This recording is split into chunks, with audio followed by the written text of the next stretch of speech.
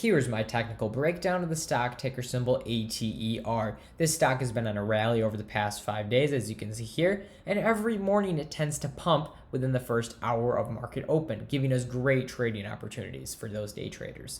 Next thing I want to take in consideration are the three trend lines we have. Trend line 1, which is a diagonal trend line. Trend line 2 right here, which is a support resistance trend line. And trend line 3, which is a resistance trend line at that $13.25 mark. Our diagonal trend line right here is a nice support trend line, which we've seen to bounce on multiple times.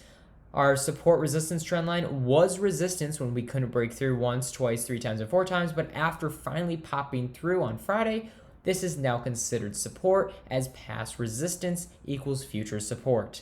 Now our last trend line up here is our resistance trend line, because it did touch that 1325 area, got rejected very quickly to the downside, causing this area to be resistance. We've seen it pop multiple times like this and get rejected very quickly, so this is new resistance.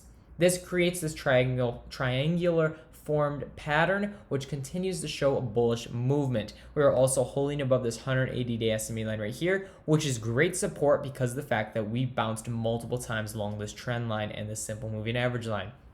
Guys, I'm not a financial advisor, but based on what we see right here, this stock could continue to trade higher heading into next week. It was up 15.9% of the day on Friday and is looking very, very bullish moving forward. Guys, if you're new here, don't forget to click the links down below in the description to join my Discord server, follow me on my TikTok account, and subscribe to here on YouTube at Lock Finance. And I'll catch you guys in the next video. Peace out, everybody.